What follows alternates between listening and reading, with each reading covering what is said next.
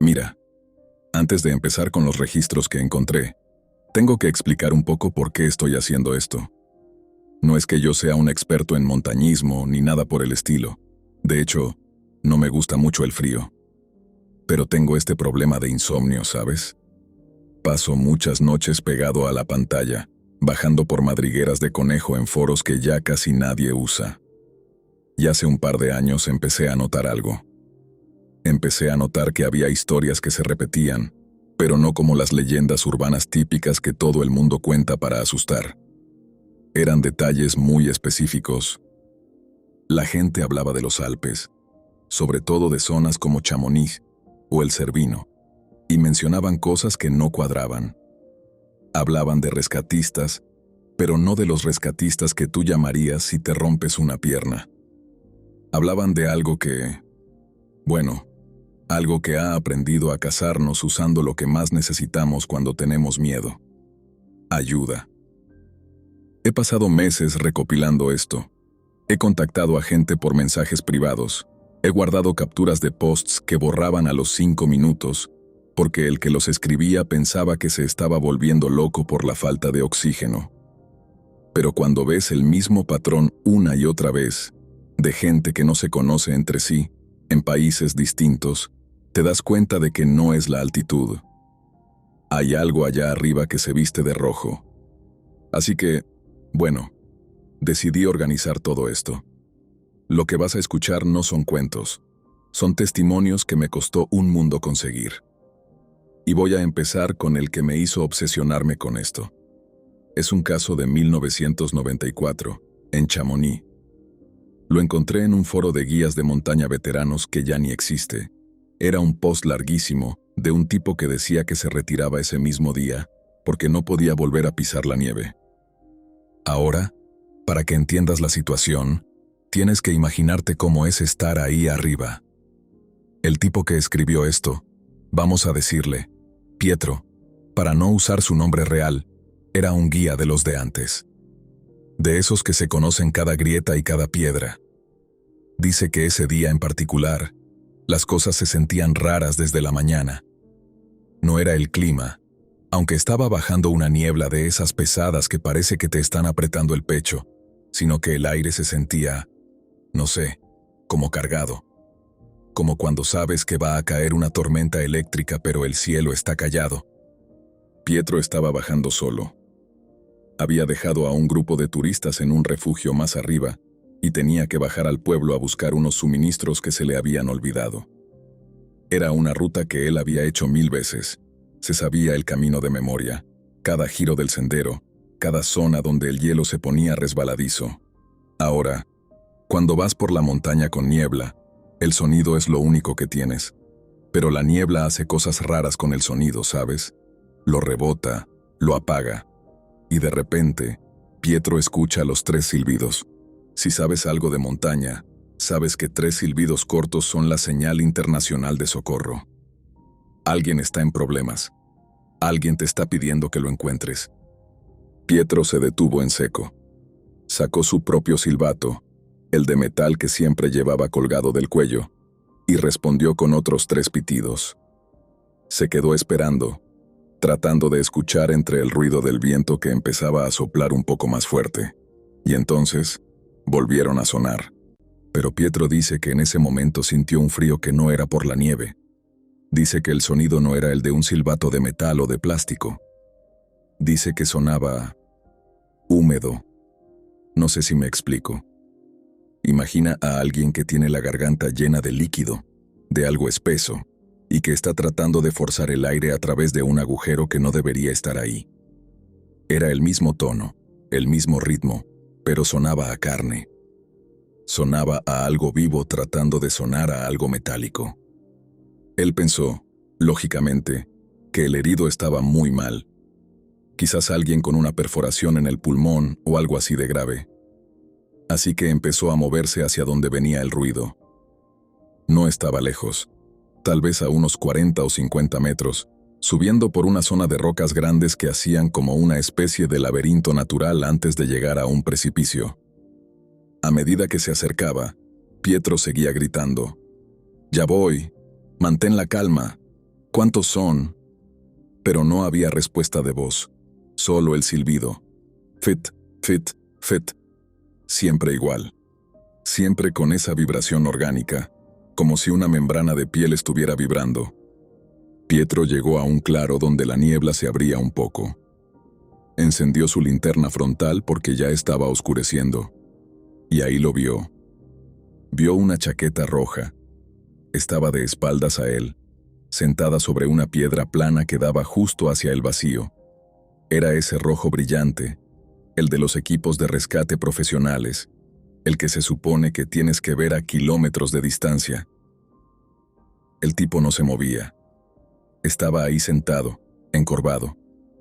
Pietro soltó un suspiro de alivio, pensando que era un compañero del equipo de rescate local que quizás se había accidentado.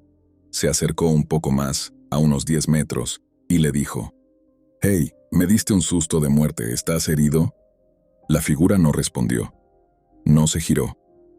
Pero Pietro empezó a notar que algo no estaba bien con la forma de esa persona. Ahora, fíjate en esto, porque es el detalle que se repite en casi todos los relatos que he recopilado. Pietro dice que, aunque la figura estaba sentada, los hombros le quedaban demasiado arriba, como si el cuello fuera inexistente o estuviera retraído. Y los brazos, dice que los brazos eran larguísimos. Las manos estaban apoyadas en la piedra, pero los codos sobresalían hacia los lados de una forma que un ser humano no podría hacer sin romperse los huesos. Las mangas de la chaqueta roja estaban estiradas hasta el límite, como si lo que sea que estuviera ahí adentro fuera demasiado grande para esa ropa. Y entonces, la cosa silbó otra vez. Pietro dice que vio cómo la espalda de la chaqueta se inflaba de golpe. Pero no fue como cuando tú tomas aire por la boca. Fue como si un fuelle se abriera debajo de la tela. Y el sonido no salió de la parte de arriba, donde debería estar la cabeza. Salió de la mitad de la espalda. Un silbido que esta vez sonó tan fuerte que le hizo vibrar los dientes. En ese momento, la figura empezó a girarse.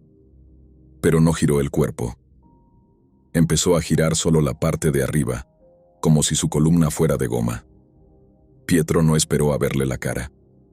Dice que el instinto más primitivo que ha sentido en su vida le gritó que si esa cosa lo miraba, se iba a morir ahí mismo. Apagó la linterna. Fue lo primero que hizo. No quería ser un faro en la oscuridad para eso. Se quedó quieto, en silencio total, con el corazón golpeándole las costillas. Y en la oscuridad, empezó a escuchar un sonido de raspado. Scratch, scratch. Como si alguien estuviera arrastrando un pedazo de lona pesada sobre el hielo. Y luego escuchó su propia voz. Desde la oscuridad, a unos metros de donde estaba la piedra, escuchó una voz que decía: «Hey, me diste un susto de muerte, ¿estás herido?» Era su voz, pero sonaba mal.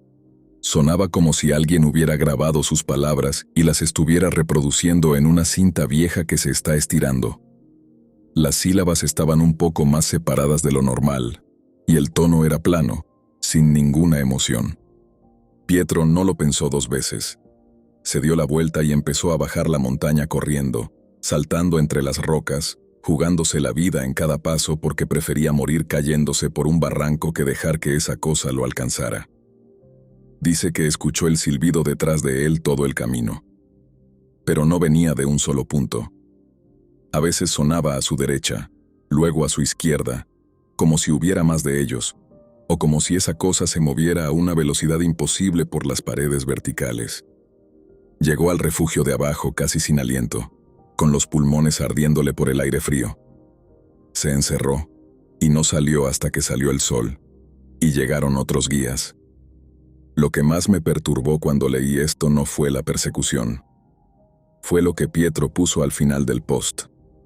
Dijo que cuando llegó a su casa y se quitó la ropa, vio que en su propia chaqueta, en la parte de los hombros, había unas manchas de algo que parecía aceite o grasa negra. Y cuando se miró al espejo, tenía marcas de dedos en la parte de atrás del cuello. Pero no eran dedos normales.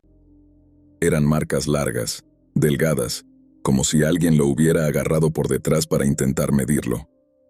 Y el tipo terminaba diciendo, ellos no quieren rescatarnos, ellos nos están estudiando para ver cómo encajar mejor en nuestras chaquetas.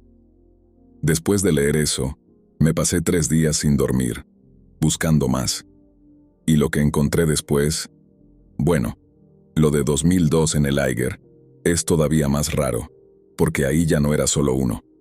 Pero bueno, vamos paso a paso. ¿Entiendes ahora por qué no puedo dejar de pensar en esto? Es como si la montaña tuviera ojos, y esos ojos son de color rojo rescate.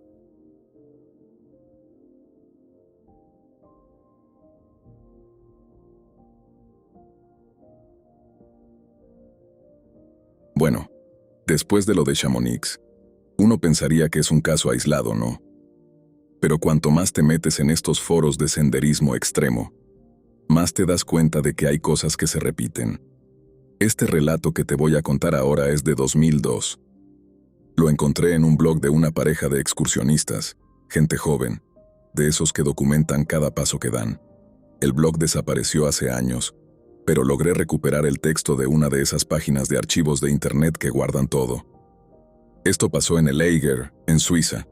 Es una montaña famosa por ser traicionera, sobre todo por la cara norte.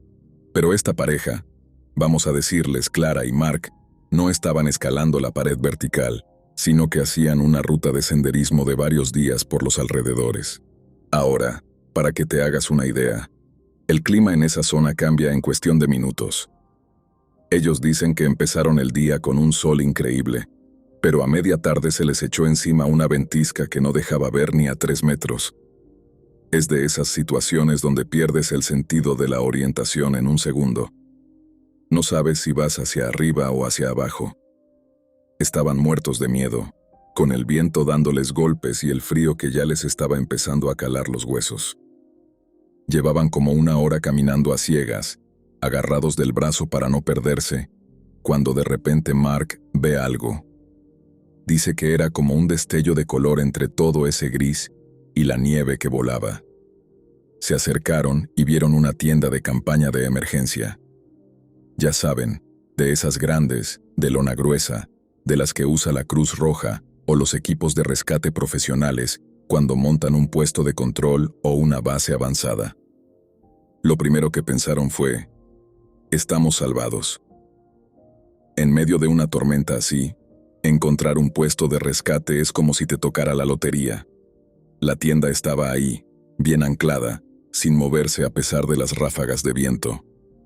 Y lo que les llamó la atención, aunque en ese momento no le dieron importancia, es que la tienda estaba impecable. No tenía nieve acumulada encima, como si la hubieran puesto ahí hace apenas 5 minutos. Se acercaron a la entrada, y Mark gritó para ver si había alguien. Nadie respondió, pero la lona de la entrada estaba un poco abierta, lo suficiente para ver luz adentro. No era una luz de linterna normal. Decían que era una luz amarillenta, muy cálida, que se sentía fuera de lugar en esa montaña. Entraron. Bueno, no llegaron a entrar del todo. Se quedaron en la entrada, bajo el primer doblez de la lona. Adentro había 2 rescatistas. Llevaban esas chaquetas rojas brillantes de las que te hablé antes, con los parches de alta visibilidad. Estaban sentados en unos bancos de madera, de espaldas a la entrada. Clara cuenta que les dio un alivio inmenso. Les dijo algo como, menos mal que los encontramos, nos perdimos con la tormenta. Pero los rescatistas no se dieron la vuelta. Se quedaron ahí, completamente quietos. Mark dice que ni siquiera se veía que se movieran al respirar, nada de ese vapor que sale de la boca cuando hablas en el frío. Estaban como estatuas. Entonces, uno de ellos, sin girar la cabeza ni un centímetro, habló. Clara dice que la voz era rara. No era una voz de alguien que está trabajando en una emergencia. Era una voz monótona, como si estuviera leyendo un guión, pero con un tono amable que resultaba falso. La figura dijo algo que no tenía ningún sentido en esa situación. Dijo, pasen y siéntense, ya casi es hora de cenar. ¿Cenar? Estaban en mitad de una ventisca mortal, en un puesto de avanzada en el Eiger. y el tipo les invita a cenar como si estuvieran en una casa de campo. Mark dice que en ese momento sintió que algo en su cabeza hizo clic. Sintió ese aviso en el estómago de que tienes que salir de ahí ya mismo. Mark dio un paso atrás, pero Clara todavía estaba tratando de entender qué pasaba. Ella pensó que quizás estaban cansados o que eran extranjeros y no hablaban bien el idioma. Se acercó un poco más para tocarle el hombro a uno de ellos, y fue ahí cuando bajó la vista al suelo. Ahora, imagínate esto. Los dos rescatistas tenían puestas las botas de montaña, esas botas pesadas que todos usamos, pero las tenían puestas al revés. O sea, los talones de las botas estaban mirando hacia adelante, hacia Mark y Clara, pero las puntas de las botas estaban mirando hacia el fondo de la tienda, igual que sus cuerpos. Pero no es que se hubieran puesto las botas mal por error. Mark dice que se fijó bien y vio que las piernas de esas cosas, debajo de los pantalones rojos, también estaban giradas. Las rodillas estaban dobladas hacia atrás. Sus cuerpos estaban de espaldas, pero sus pies estaban de frente. Era como si hubieran intentado imitar la forma humana, pero no hubieran entendido bien cómo funcionan nuestras articulaciones. En ese momento, el otro rescatista, el que no había hablado, empezó a hacer un ruido. No era un ruido humano. Era como un zumbido, como el que hace un aparato eléctrico cuando falla, pero salía de su cuello. Y empezó a girar la cabeza, pero no la giró de lado, sino que la cabeza empezó a inclinarse hacia atrás, hasta que la nuca le tocó la espalda y pudo verlos. Pero la cara estaba del revés. Mark agarró a Clara de la chaqueta y la tiró hacia afuera de la tienda con tanta fuerza que casi la tira al suelo. Salieron corriendo de vuelta a la tormenta. Dicen que preferían morir congelados que pasar un segundo más ahí dentro. Lo más loco es que, mientras corrían, escuchaban que los dos rescatistas salían de la tienda detrás de ellos. No escuchaban pasos normales. Escuchaban golpes secos en la nieve, como si alguien estuviera golpeando el suelo con troncos de madera. Y escuchaban las voces. Los dos repetían lo mismo al mismo tiempo, en perfecta sincronía. Ya casi es hora de cenar, ya casi es hora de cenar. Corrieron durante lo que les pareció una eternidad, hasta que encontraron un pequeño refugio de piedra natural entre unas rocas y se metieron ahí, escondidos, apagando todas las luces. Pasaron toda la noche escuchando los golpes fuera y el zumbido eléctrico que subía y bajaba de tono. Cuando amaneció y la tormenta paró, no había rastro de la tienda de campaña, ni una marca en la nieve, ni un agujero de las piquetas, nada. Como si nunca hubiera estado ahí. De hecho, Mark dice que cuando miró el mapa después, en esa zona no había programado ningún puesto de control, ni ninguna base de rescate. Estaban a kilómetros de la ruta oficial de salvamento. Lo que Clara puso al final de ese blog antes de que lo borraran es lo que me da más vueltas. Dijo que lo que más le asustaba no eran las botas al revés o la voz. Lo que más le asustaba era que, cuando la cabeza de esa cosa se giró hacia atrás, vio que los ojos no eran ojos. Eran solo dos agujeros negros que parecían pintados con spray sobre la piel. O sea, estas cosas están mejorando. En 1994 solo silbaban y se escondían en la niebla. En 2002, ya sabían montar una tienda de campaña y usar ropa. Están aprendiendo qué es lo que nos hace confiar, qué es lo que nos hace entrar en su trampa. Y no sé tú, pero yo ahora cuando veo una chaqueta roja en la distancia, lo primero que hago es mirar hacia dónde apuntan los pies.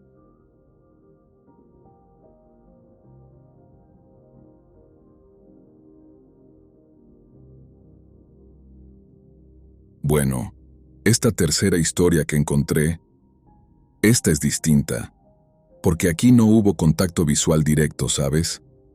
Aquí lo que tenemos es sonido, y para mí, el sonido es casi peor porque la mente rellena los huecos de lo que no ves. Y lo que la mente imagina en mitad de la noche en una montaña suele ser bastante feo. Esto pasó en el Matterhorn, el Cervino, en el año 2011. Para que te ubiques, el Cervino es esa montaña que parece un colmillo de roca, súper icónica.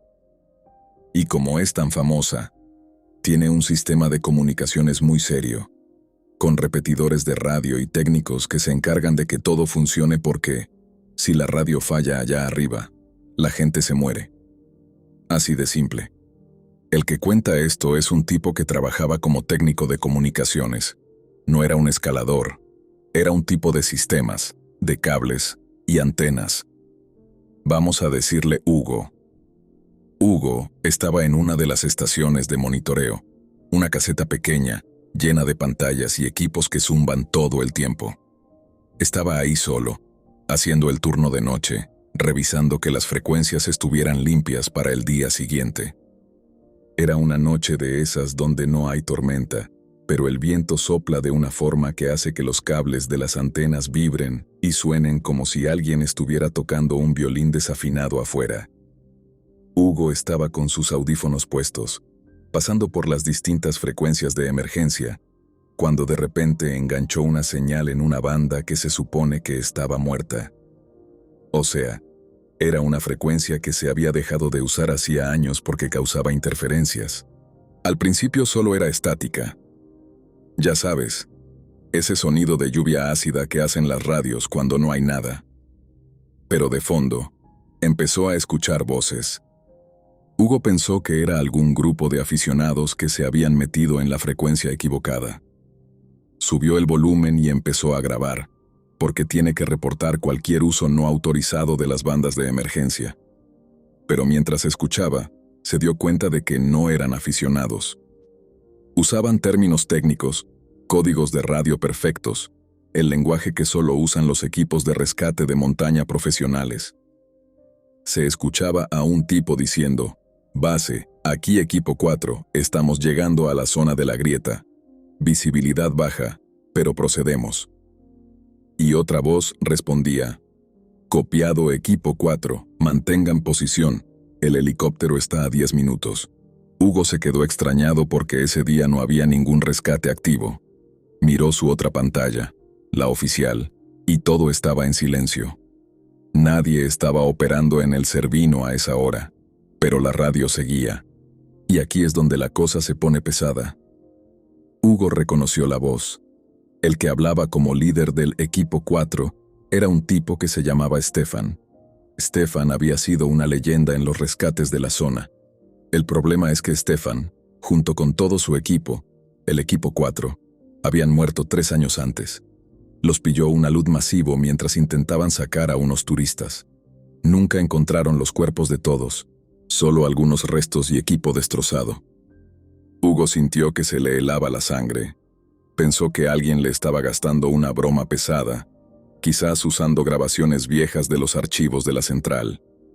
Pero a medida que escuchaba la grabación, se dio cuenta de que no era una grabación normal. Las frases empezaron a mezclarse. No tenían sentido. Stefan decía: «Base, el terreno está inestable. ¿Viste dónde dejé mis llaves? Base, procedemos a la extracción. Tengo frío, mamá. Copiado. Equipo 4». Era como si algo estuviera agarrando piezas de conversaciones de toda la vida de Stefan y las estuviera pegando sin orden. La voz era idéntica, el tono era el suyo, pero el contexto era un desastre. Escuchaba sonidos de viento de montaña mezclados con sonidos de una cafetería, y luego otra vez la voz de Stefan repitiendo: «El clima está despejado. El clima está despejado. El clima está despejado». Lo repetía 10, 12 veces seguidas, cada vez con una inflexión diferente, como si estuviera ensayando cómo decir la frase correctamente. Hugo dice que lo más aterrador fue cuando entró una tercera voz en la frecuencia. No era una voz humana. Era un sonido que él describe como el de un motor de helicóptero, pero hecho por una garganta. Un zumbido rítmico que subía y bajaba. Y las voces de los otros miembros del equipo muerto empezaron a reírse. Pero no era una risa de chiste. Era como si alguien estuviera reproduciendo el sonido de una risa al revés. De repente, la radio hizo un ruido seco, como si alguien hubiera golpeado un micrófono contra una piedra, y se escuchó a Stefan decir con una claridad absoluta, como si estuviera parado justo detrás de Hugo en la caseta: «Hugo, abre la puerta, se nos olvidaron las llaves abajo». Hugo dice que saltó de la silla y tiró los audífonos al suelo. La puerta de la caseta estaba cerrada con doble cerrojo, pero empezó a escuchar que algo la rascaba desde afuera. No eran golpes de alguien que quiere entrar porque tiene frío. Era un raspado suave, constante, como de uñas largas contra el metal de la puerta. Y por debajo de la rendija, empezó a escuchar ese silbido húmedo del que te hablé en la historia de Chamonix. Él no abrió. Se quedó en un rincón, agarrando un piolet, esperando a que saliera el sol. Dice que la radio seguía encendida en el suelo y que durante horas escuchó cómo esas voces imitaban sonidos de la oficina.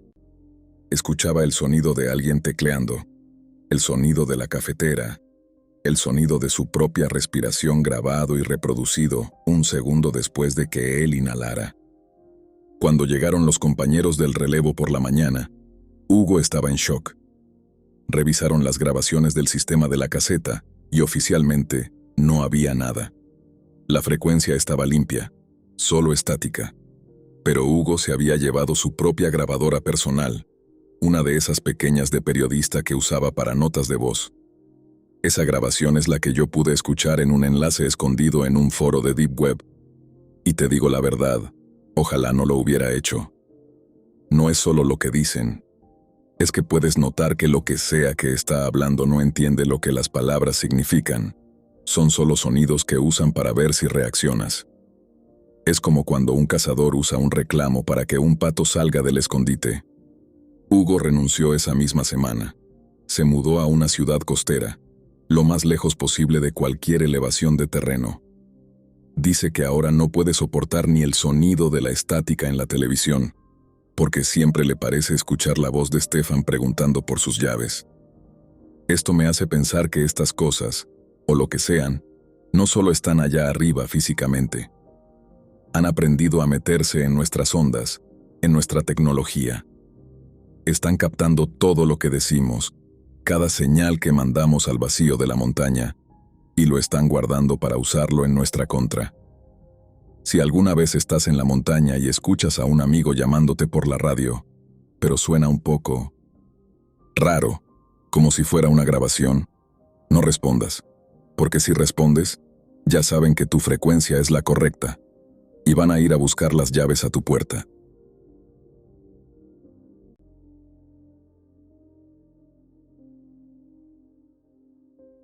Mira, esta historia me costó conseguirla porque el grupo de Facebook donde estaba desapareció de la noche a la mañana. Era un grupo privado de gente que había pasado por traumas graves en la montaña, gente que no quería ir a terapia convencional porque los psicólogos pensaban que estaban delirando por el frío. Este relato lo escribió un tipo de forma anónima en 2015. Lo llamaban el caso del hombre del espejo y pasó en las Dolomitas, en Italia. Para que te hagas una idea, las Dolomitas son unas montañas de roca muy afilada, muy verticales. El tipo que contaba esto, vamos a ponerle Lucas, era un escalador solitario de esos que prefieren ir por su cuenta para no tener que andar coordinando con nadie. Ese día estaba haciendo una ruta técnica, pero que se conocía bien. No había mucha gente por la zona. Lucas cuenta que a eso de las 2 de la tarde, mientras estaba en una zona de repisas de roca, sintió esa punzada en la nuca de que alguien te está mirando. Se giró y vio a un escalador unos 50 metros por detrás de él. Hasta ahí todo normal, es montaña, puede haber más gente. Pero lo que le llamó la atención fue la ropa. Lucas llevaba una chaqueta técnica de una marca muy específica, de un color naranja butano que ya no se fabricaba. Incluso tenía un parche de tela azul que él mismo le había cosido en la manga derecha para tapar un roto que se hizo con un piolet el año anterior. Pues bien, el tipo que venía detrás llevaba exactamente la misma chaqueta, el mismo naranja, el mismo parche azul en la misma manga derecha. Lucas pensó que era una coincidencia increíble o que el tipo le estaba gastando una broma. Le saludó con la mano. Ya sabes, el gesto típico de los montañeros. El tipo tardó exactamente 2 segundos en levantar la mano y saludar de vuelta. Pero no fue un saludo natural. Lucas dice que el movimiento fue demasiado mecánico, como si el otro estuviera procesando la información y luego ejecutando el comando. Decidió seguir subiendo para sacarle ventaja. Pero por más que aceleraba el paso, el otro se mantenía exactamente a 50 metros. Ni más cerca ni más lejos. Lucas decidió hacer una prueba. Se detuvo en seco para sacar agua de la mochila. El tipo se detuvo 2 segundos después y empezó a hacer el gesto de buscar algo en su mochila, que por cierto, era idéntica a la de Lucas. Lucas sacó sus prismáticos para verle la cara. Dice que ahí fue cuando se le revolvió el estómago.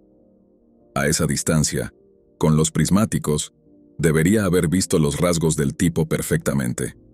Pero dice que la cara era como una mancha, no porque estuviera borrosa por la niebla, sino porque la piel parecía lisa.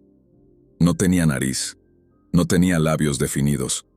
Era como si alguien hubiera puesto una máscara de látex mal hecha sobre un cráneo. Y lo peor era el retraso. Lucas se rascó la cabeza y el tipo se rascó la cabeza 2 segundos después. Lucas se puso las gafas de sol y el tipo hizo el mismo gesto. No era una persona siguiéndolo. Era una copia que estaba aprendiendo a hacer él en tiempo real. El miedo le entró de golpe. Empezó a escalar por una zona mucho más difícil, una pared vertical que requería mucha técnica, pensando que si el otro era un imitador sin experiencia, se caería. Estuvo así 4 horas.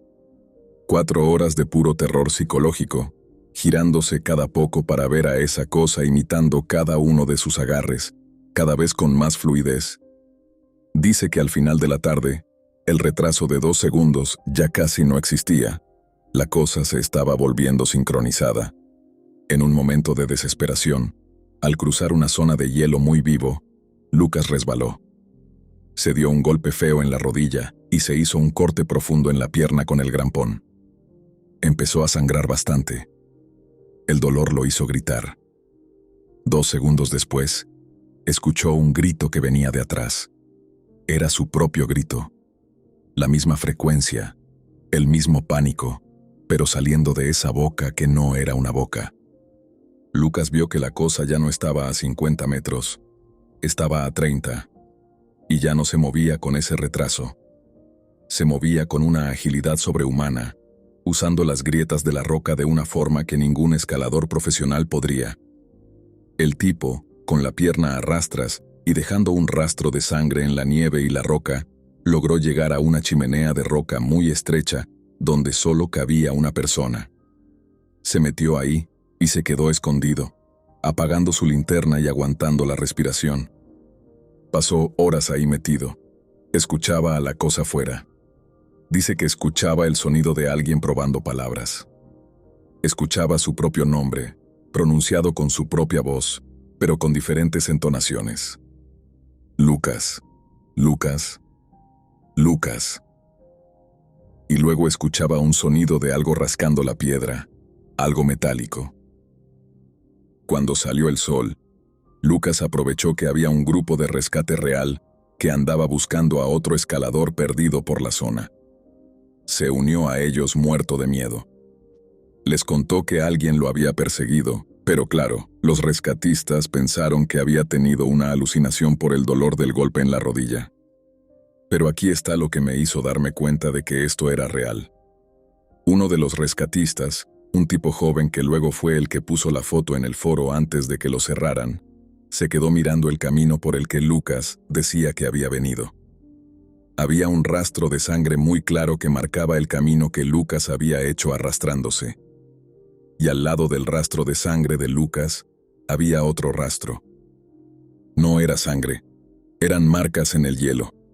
Pero no eran marcas de botas de montaña, eran marcas de garras. Garras largas que se habían hundido profundamente en el hielo vertical. Y las huellas de botas, que el imitador llevaba al principio, a mitad de camino se habían transformado. Las botas se habían derretido, y lo que quedaba eran unas pisadas de pies desnudos, pero con 6 dedos y huesos que parecían apuntar hacia todas partes. El rescatista decía que lo más perturbador es que las marcas de garras seguían la pared vertical hasta una zona donde es imposible que un humano suba sin cuerdas. Y arriba de todo, en un saliente de roca donde no había salida, encontraron la chaqueta naranja. Estaba perfectamente doblada. Pero cuando la levantaron, vieron que no era tela. Era piel. Una piel gruesa, de color naranja, que tenía la textura de un órgano interno, pero por fuera parecía una chaqueta de marca. El tipo que escribió esto decía que todavía hoy, cuando se mira en un espejo, tarda unos segundos en reconocerse. Siempre tiene esa duda de si el que está al otro lado es él, o si es esa cosa que se quedó con su chaqueta naranja en las Dolomitas. Esa historia me hace pensar que estas cosas ya no solo quieren asustarnos con silbatos o tiendas de campaña. Quieren sustituirnos. Quieren bajar de la montaña caminando como nosotros, hablando como nosotros y vistiendo nuestra ropa. Y lo más probable es que alguno ya lo haya conseguido. Solo hay que fijarse si alguien que conoces tarda un par de segundos de más en devolverte el saludo.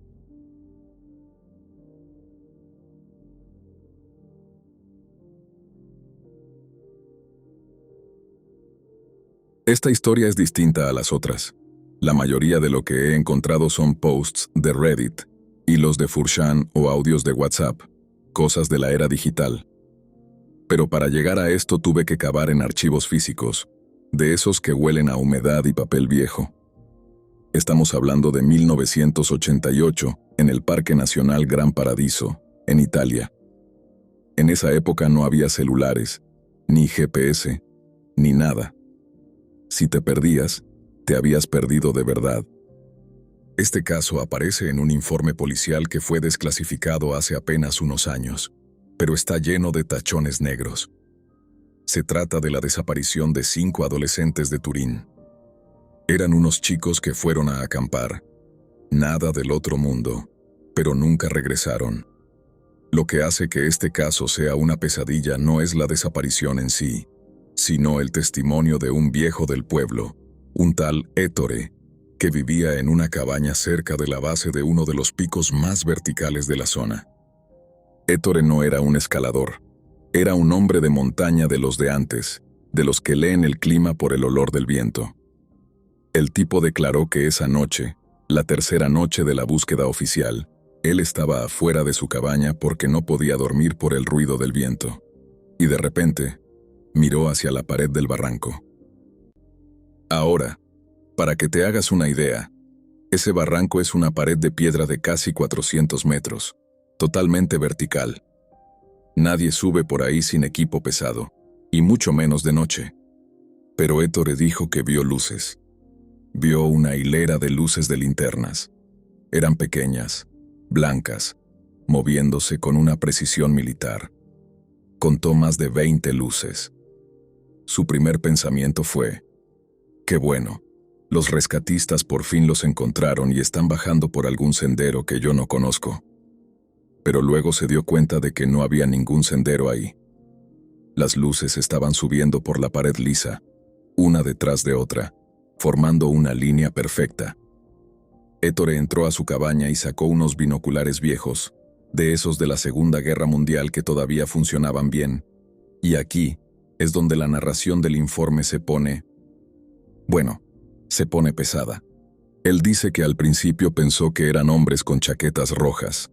El color era tan intenso que incluso bajo la luz de la luna llena, ese rojo resaltaba contra la piedra gris.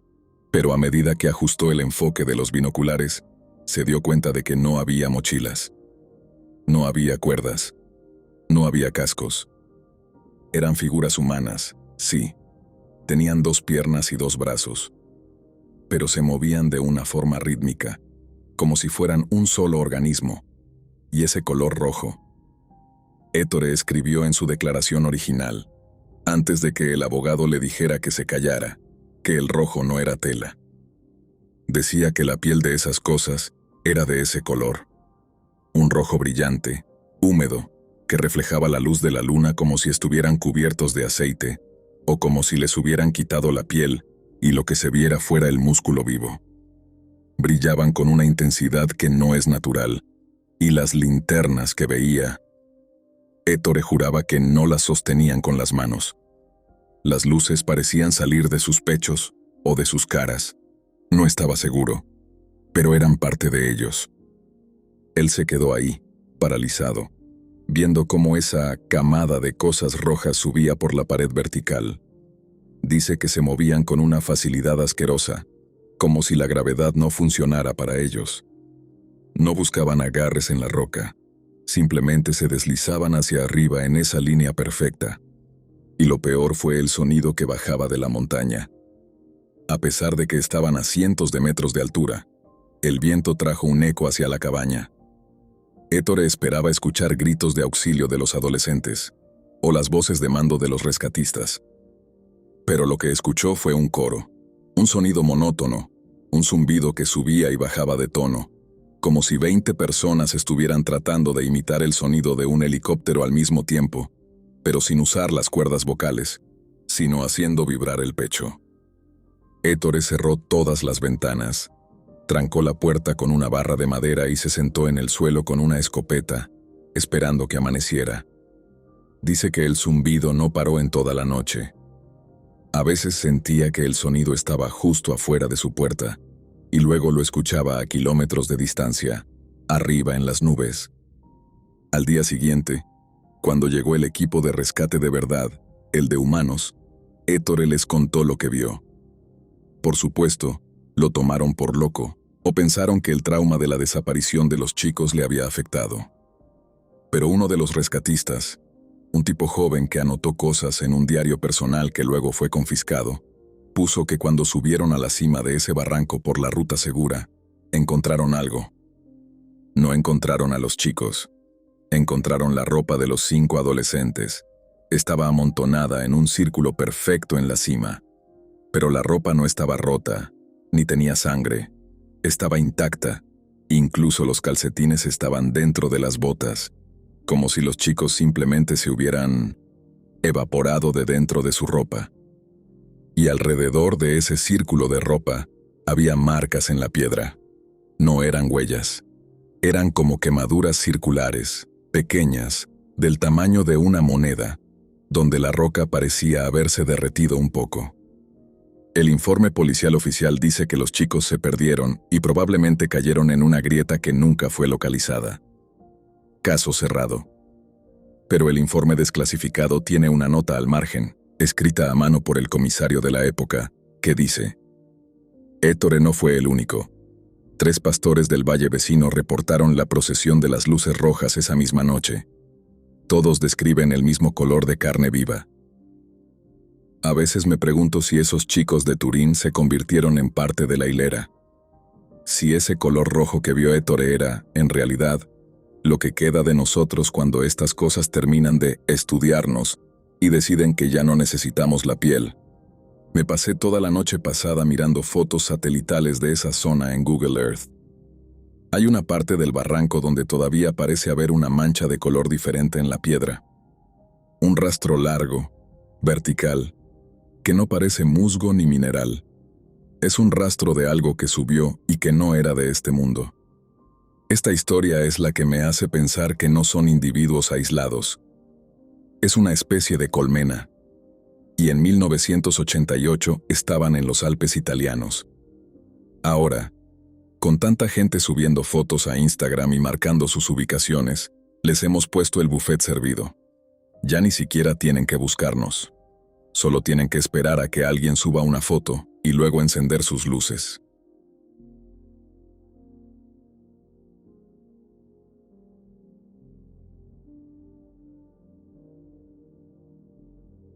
Esta historia es de hace nada, del 2019. Ya sabes, ahora todo el mundo tiene WhatsApp y grupos de trabajo, y las cosas se filtran mucho más rápido. Lo que vas a escuchar es básicamente la transcripción de un audio que circuló por un grupo de rescatistas de montaña en Suiza, en la zona del glaciar de Aletsch. El tipo que grabó el audio suena mal. Suena como si se hubiera tomado 3 cafés de golpe pero tuviera el cuerpo congelado. Para que te ubiques, El glaciar de Aletsch es una bestia. Es el glaciar más grande de los Alpes. Kilómetros y kilómetros de hielo azulado que se mueve y cruje todo el tiempo. Hay grietas ahí que tienen el tamaño de edificios de 10 plantas. Ahora, imagínate estar ahí arriba, solo, cuando se te echa encima una niebla que no te deja ver ni la punta de tus botas. El audio empieza con el rescatista, un tipo que lleva años en esto, contando que fueron a buscar a un senderista que se había quedado rezagado. Lo encontraron después de 12 horas. El tipo estaba vivo, físicamente estaba bien, no tenía ni un hueso roto, pero estaba sentado en el suelo, abrazado a sus rodillas, balanceándose de adelante hacia atrás. En un estado de shock absoluto, de esos que no puedes ni sacarle una palabra coherente. Cuando por fin lograron que bebiera algo caliente y lo bajaron a la estación, el tipo empezó a hablar. Y lo que contó es lo que tiene a los guías de la zona sin poder dormir. Dice que cuando la niebla lo atrapó, él se quedó quieto, que es lo que te dicen que hagas. Se sentó a esperar. Al cabo de una hora, vio una luz, una linterna potente, de esas blancas que cortan la niebla. Y luego vio la chaqueta roja. Dice que el tipo venía caminando hacia él con una seguridad increíble, sin resbalar en el hielo, sin dudar. El senderista, vamos a llamarlo Julián, se puso de pie gritando, ¡Aquí, aquí! El rescatista llegó hasta él. Llevaba el casco puesto, con la visera un poco bajada por el viento, pero Julián notó algo raro desde el principio. El rescatista no le preguntó, ¿estás bien?, ni le pidió que se moviera. Se quedó parado frente a él, a 1 metro de distancia. Julián le preguntó, ¿eres del equipo de rescate? ¿Cómo te llamas? Y ahí es donde la cosa se pone enferma. Dice Julián que la figura se quedó callada un segundo, como si estuviera procesando una pregunta difícil. Y de repente, empezó a hablar. Pero no hablaba normal. Empezó a decir nombres, uno detrás de otro, sin pausa para respirar. Tomás, Lucas, Andreas, Eric, Matías. Decía los nombres a una velocidad increíble, como si estuviera pasando las páginas de un diccionario. Julián se quedó confundido. Pensó que quizás el rescatista estaba buscando a sus compañeros por radio, pero no, el tipo le hablaba directamente a él, mirándolo fijo a través de la visera. Julián le dijo, no me llamo así, soy Julián. Pero la cosa no paró. Dice que el tono de voz empezó a cambiar. Ya no era una voz de hombre alemana o suiza. Empezó a sonar como una mezcla de muchas voces, y empezó a decir nombres más específicos. Robert, Sara, Elena. Julián empezó a asustarse de verdad porque Elena era el nombre de su hermana que vivía en España. No había forma de que ese tipo supiera ese nombre. Retrocedió un paso y la cosa dio un paso hacia adelante, imitando su movimiento exactamente, como el hombre del espejo que te conté antes. Y entonces, dice el audio, la voz de la cosa se volvió finita, como la voz de una mujer mayor, y dijo, «Abuela». Ese era el nombre que Julián usaba para su abuela que había muerto hacía 10 años. No abuela en general, sino el apodo cariñoso que solo usaban en su casa. En ese momento, Julián se dio cuenta de que no estaba hablando con un rescatista. Se fijó en la chaqueta roja. Dice que no tenía costuras. No era tela sobre un cuerpo. Era como si el cuerpo fuera la chaqueta. Y lo que más le aterró fue que, con la luz de su propia linterna, vio que por debajo del casco no había cara.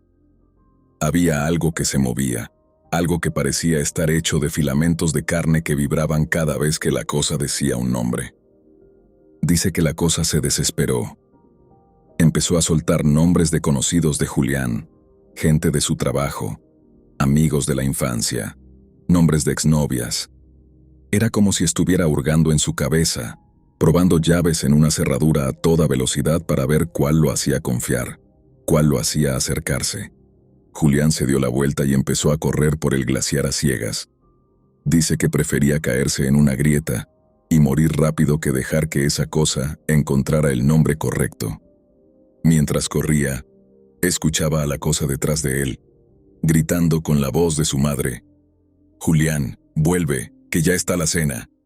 Pero luego la voz se distorsionaba y volvía a hacer ese zumbido eléctrico, ese pss, pss, metálico, mezclado con el silbido húmedo. El rescatista que grabó el audio dice que lo más perturbador no fue la historia de Julián. Lo más perturbador fue que, cuando revisaron la zona donde lo encontraron, vieron las huellas de Julián. Y vieron otras huellas al lado. Eran huellas de botas de montaña, sí, pero no tenían dibujo en la suela. Eran lisas, como si alguien hubiera tallado la forma de una bota en un pedazo de carne y hubiera caminado con eso sobre la nieve. Y en las rocas cercanas encontraron restos de algo que parecía látex rojo. Pero cuando lo llevaron al laboratorio de la base, el técnico les dijo que no era látex. Era piel humana, pero saturada de un pigmento rojo que no existe en la naturaleza. Como si alguien hubiera teñido la dermis desde adentro para que pareciera una chaqueta de Gore-Tex. En el audio, al final, escuchas al rescatista suspirar y decir: «Ya no es solo que nos imiten. Ahora saben quiénes somos antes de que abramos la boca. Están en la red, están en los teléfonos, o están leyendo algo en nuestro cerebro que no entendemos. Ya no buscan a cualquier escalador, buscan a ti». Y lo peor es que Julián, después de que lo rescataron, no volvió a ser el mismo. El rescatista dice que a veces lo visitaba en el hospital y que Julián se le quedaba mirando a la placa del nombre en el uniforme. Un día le preguntó: «¿Cómo sé que tú eres Carl?». Carl le dijo: «Pues porque nos conocemos de hace años, Julián». Y Julián le respondió: «Eso es exactamente lo que ella me dijo justo antes de que tú llegaras. Usó tu voz. Me dijo que te conocía de hace años». Desde entonces, Carl no sale a los rescates sino va con otros 3 compañeros, y todos tienen una palabra clave que cambian cada hora. Es el protocolo de identificación. Pero incluso así, dice que a veces, cuando están en mitad de la ventisca, escucha por la radio a alguien diciendo la palabra clave, pero la dice con un retraso de 2 segundos. Y con un sonido húmedo de fondo.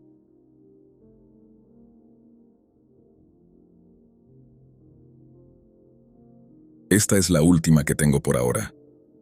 Y te digo de verdad que es la que más me quita el sueño, porque es la más reciente, de apenas el año pasado, el 2023. Pasó en el Grossglockner, que es la montaña más alta de Austria. Esta no es una historia que alguien me contó en un foro de mala muerte, ni un audio de WhatsApp que podría estar editado. Esto es algo físico. Es una tarjeta de memoria que sobrevivió a una caída de 50 metros dentro de una grieta de hielo azul. La cámara, una GoPro de esas que aguantan de todo, la encontró un equipo de mantenimiento que estaba revisando el estado del glaciar después de un verano especialmente caluroso que derritió mucha nieve. El dueño de la cámara nunca apareció. No había rastro de él en kilómetros a la redonda. Solo la cámara golpeada contra una repisa de hielo profundo. Lo que hay en ese video es lo que me hace pensar que ya no estamos hablando de encuentros casuales. Estamos hablando de una comunidad, de algo que se está organizando allá arriba. El video empieza normal. Se ve a un tipo, un escalador joven por lo que se ve de sus manos, que está tratando de cruzar una zona de grietas muy peligrosa. Se nota que está nervioso. La respiración se escucha pesada, rápida, empañando el lente de la cámara cada vez que exhala. Se le ve mirando el reloj, mirando el cielo que se está poniendo oscuro. Se nota que sabe que se le hizo tarde y que no debería estar ahí solo. De repente, el tipo se detiene. Se escucha un sonido a lo lejos. Es un sonido que todos los que hemos estado cerca de una montaña reconocemos al instante.